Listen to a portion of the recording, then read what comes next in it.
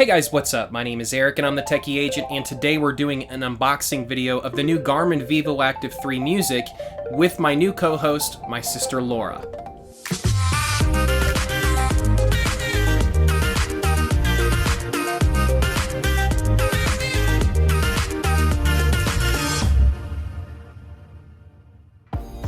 Okay, so this is the Garmin Vivoactive 3 Music that you guys are seeing unboxed here right now. Now, I'm a little bit more familiar with this product than Laura is, but the screen does have a little bit of a rounded, protruding look, which I like the look of it. What do you think, Laura? Do you like the look of the watch itself? I do like the look of it. It looks really nice. I would say it's a little slightly bulky on my wrist, but overall it feels pretty comfortable. Yeah, so it might be a little bit bulky in terms of, for a woman's wrist. And in terms of the looks of it, I do think that they've improved the overall cosmetics over the Vivoactive 3. I actually like the look of it, but that glass that kind of protrudes is going to leave it, a little bit more prone to scratching than the previous generation, which had kind of a chrome bezel around the edge as opposed to it being a protruding glass screen. So, I mean, the looks of it look better, but I just don't know in terms of durability how that screen will hold up compared to the first generation. But yeah, the touch screen, in terms of the touch screen, we'll have to report back on that to see if there's any differences between this screen and the previous generation screen, because they did change a little bit there. The button also on this seems to not maybe protrude as much as the previous generation button. It's like kind of inset a little bit more than the previous button. Now, the optical sensor on the back of this is the Garmin Elevate sensor. It is the same sensor that was on the Garmin Vivoactive 3, and it's been the same sensor really that Garmin's been using now for the last couple of years. It's the same sensor that's on the Garmin Vivoactive, or the Garmin Fenix 5 series as well, and most of the Forerunner watches. So, so in terms of accuracy there, we're probably going to expect something on par with a lot of the previous generation devices.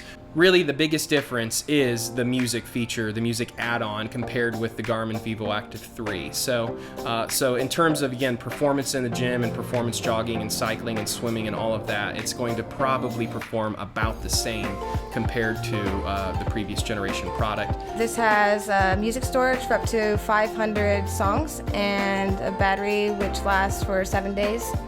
Yeah, and that battery life, that's in watch mode according to their advertising. So we might expect to get closer to 5 days with some exercise and GPS use. Now, if you're using the GPS and the music at the same time, expect the battery to run out probably within 5 hours. Yeah, because the battery, that GPS is going to be the big battery tapper.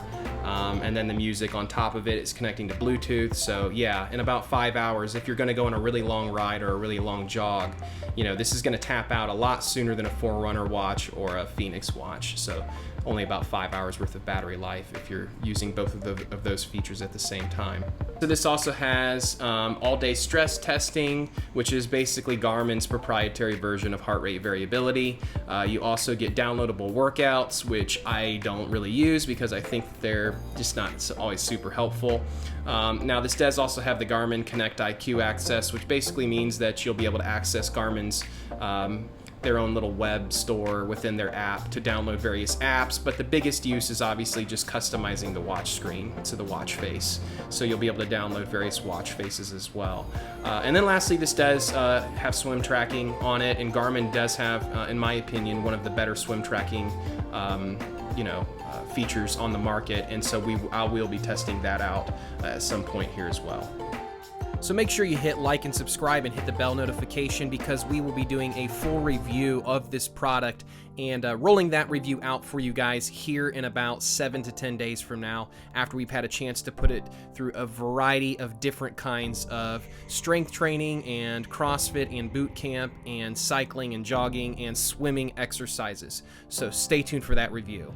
Hey guys, thanks for watching. Once again, my name's Laura. And my name is Eric, and thanks for watching. We'll catch you guys on the next one.